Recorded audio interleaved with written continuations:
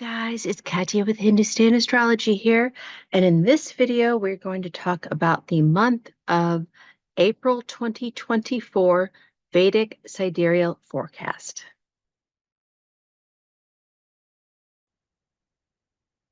Now, this month is going to be incredibly intense. Not only do we have the big solar eclipse going over the United States at the beginning of the month, we start off the month with a Mercury retrograde. And then we've got a Mars and Saturn conjunction. We've got Venus going into her sign of exaltation, which is Pisces. Gosh, we have so much going on. And then on April 20th, we have the big Jupiter-Uranus conjunction.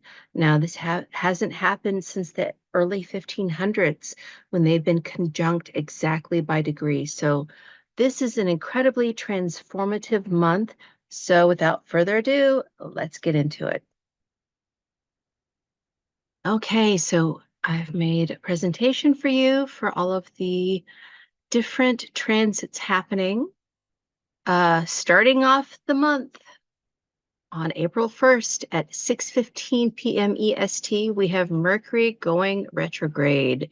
It will be at 3 degrees, 1 minute of Aries, Ashwini Nakshatra. Now, Mercury has been really weakened lately. He's really taken a hit because, he's been in Pisces, which is a sign of debilitation. And then he went over the Gandanta zone starting at 26 degrees, 40 minutes. And he is technically in the Gandanta zone until 3 degrees, 20 minutes of Aries. So this is where he's stationing to go retrograde. So he's going to go back all over that territory he's been in. So we're going to still be feeling brain fog, kind of an inability to think, but also this is a great time for art and music. So creativity is an all-time high. And especially when Venus goes into Pisces. So just try to focus on, higher realms, higher thinking, higher education, that kind of thing. Now, here is our big solar eclipse. Now, I am not going to go into detail in this video. I've done another video with Dr. Sandeep Kanholi, who is my mentor from India, where we dive deep into this chart. But the important takeaway is that it's not only the solar eclipse, it's also the Pisces new moon chart of the year. So in Vedic astrology, the Pisces new moon chart, which is always every March or April, sets the tone for the next year. So not only is the solar eclipse important, but it's the fact that this chart will operate for the next 12 months. Obviously, you can see all these planets up here in Pisces. Pisces is the sign of healing. It's about psychological processes. It's about therapy, dealing with addictions. It's about transcendence, travel, loss and surrender. But Pisces has this beautiful ability to want to care for others and save them. But a lot of times Pisces themselves need to be saved.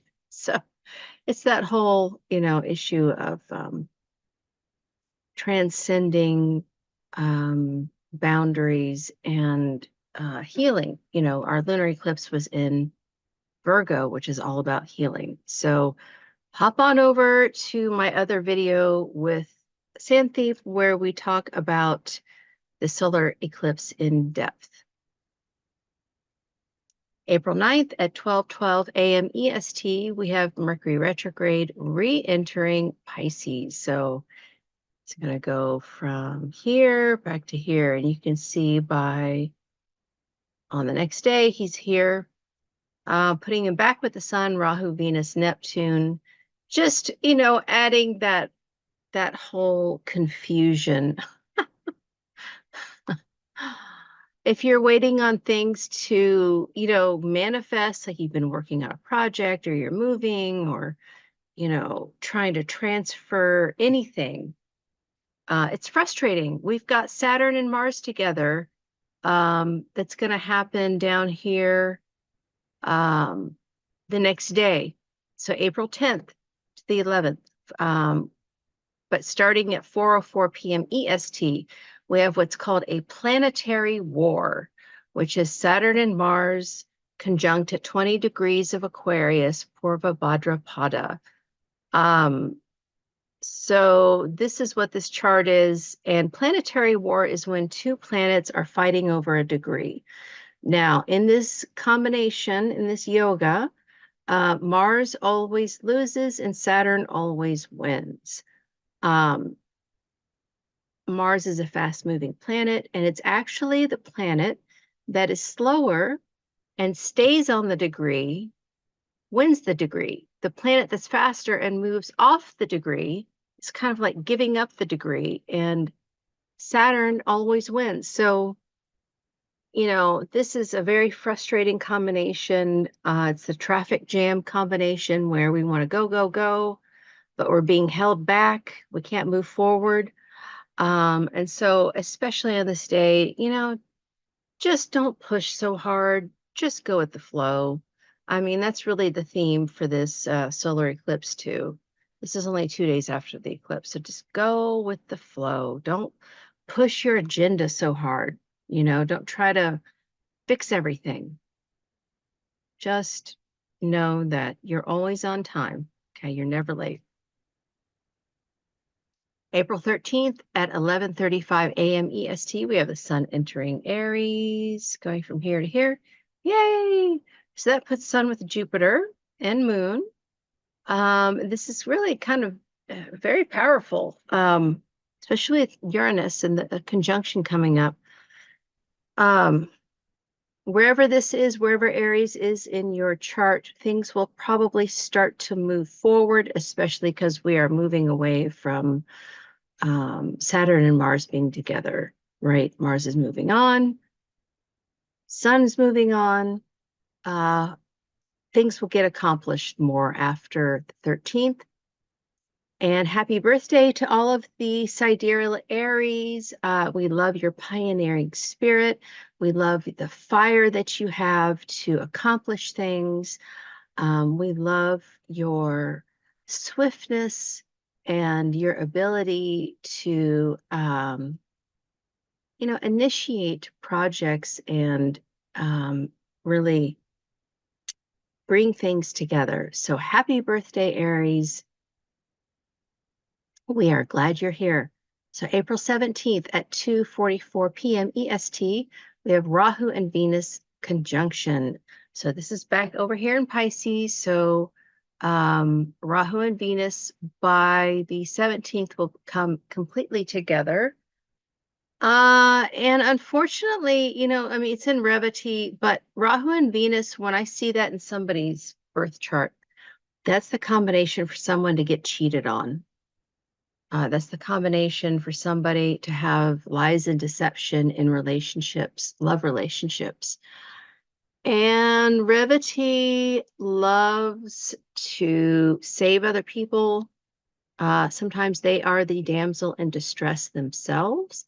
So if you have personal planets here in Pisces, you've got to be careful that you are not overextending yourself, that you're not honoring your boundaries. Pay attention to lies and deception around you in relationships because we've got Neptune there as well.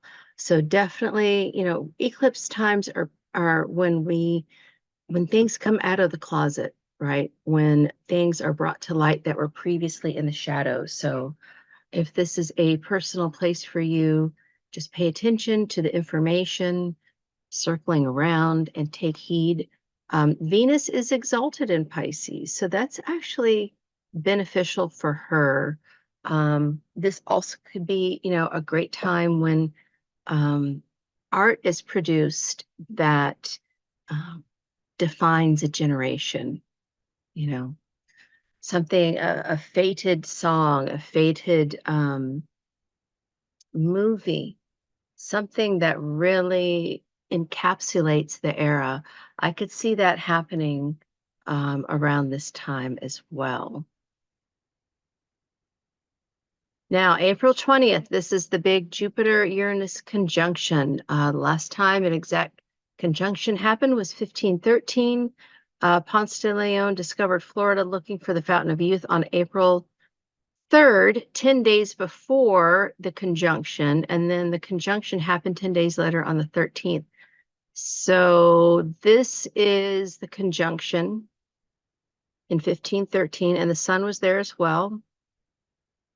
And I made it for Florida, Ponte Vedra, which is a beach in Florida near St. Augustine, is where he landed. And interesting that that was where the ascendant was as well.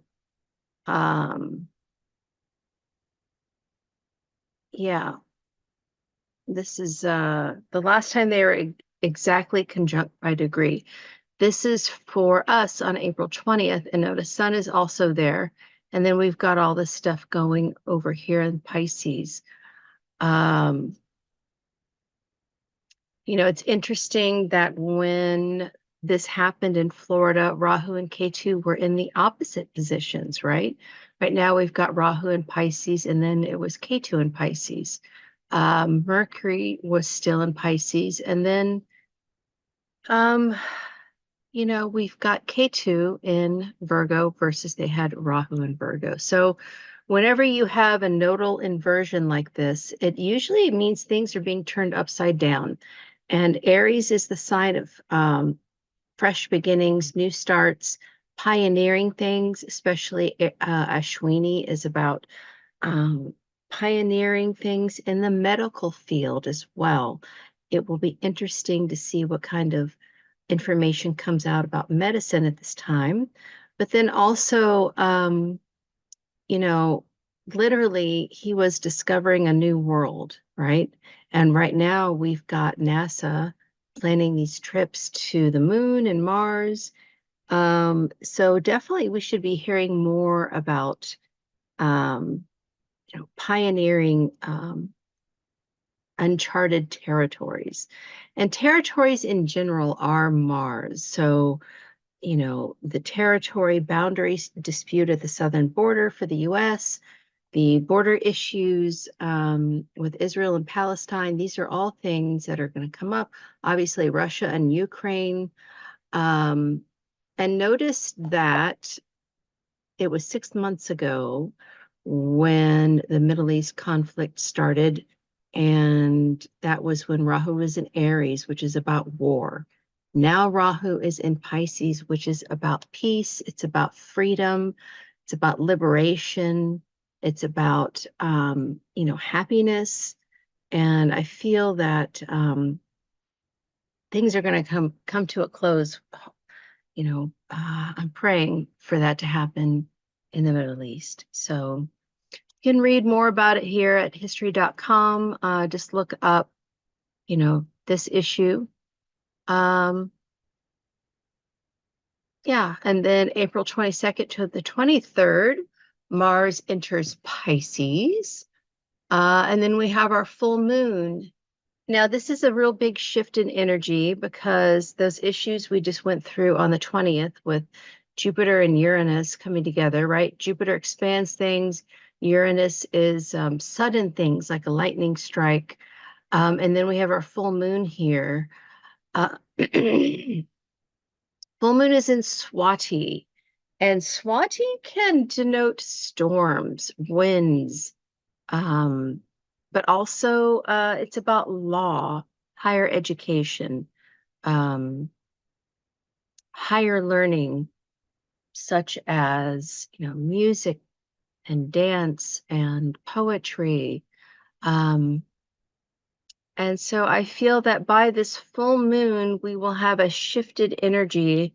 And this could indicate that the international law, the international, the ICJ court decision is finally going to be acknowledged.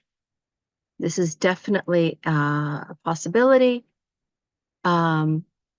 Jupiter moon opposition is actually very good. It's good for luck and opportunities, growth. Mars has moved away from Saturn, which is excellent. So yeah, by the time we come to the second half of the month, things are going to be it's going to be a totally different energy. April 24th, Venus enters Aries, putting her with Jupiter and um, Uranus and the Sun. Um, she's getting off her exaltation point, but Venus in Aries really is about women that have this. I've noticed they can be very sporty, like they love to work out. They love physical activity. It's something that makes them shine as a woman. So it's definitely time to, step it up in your exercise game. And then April 25th, Mercury goes direct. Finally, at 21 degrees, 47 minutes, Pisces Revati, conjunct Rahu, obviously. But we'll finally be able to get out of some of this frustration with documents and media and information and emails and computer problems. All of this stuff is going to kind of work its way out. Of course, he'll be in the shadow zone for about another 7 days after this, so he won't break new ground really until May. But just know this is happening. And then April 28th until July 11th, Venus is combust the sun. And, sun puts all planets in the shadows that he's conjunct. And Venus doesn't like to be in anybody's shadow. So, this is definitely a time when our self-esteem comes into question. Maybe our confidence levels are lower. And just know that, we're always being tested, and that, failures are not necessarily setbacks. It's just teaching us things. So, Venus, it's values what we value. So just, keep working, putting your nose to the grindstone. Don't worry if your confidence feels less, because she'll come out of the shadows and shine again. Okay. Now, don't forget to subscribe and hit the bell notification for getting all notifications for the channel. Go to hindustanastrology.com to sign up for my free monthly newsletter and to read more articles about Jyotish. And then if you are local, live in Indianapolis or the surrounding region, you can go to myinnerpath.com for an in-person reading with me. Now, I am there on Saturdays and Sundays, except for holidays like this Easter. We are closed on Sunday. But you can come into the store and book a reading in person. You can book it over the phone or on the website. And if you are away from Indiana, you can book it as an audio or a video call. So these are all options to see me. And then, of course, if you want a longer reading where I record the video, I print out documents for you, and I give you special transit dates. Those readings are available on hindustanastrology.com. So all right, you guys. So until next time, I hope that you have a safe and peaceful eclipse. Remember, don't go outside and look at it. Try not to be with people in a crowd. It's best to be at home meditating and just relaxing. So until next time, namaste, and sending peace and love to you and your families.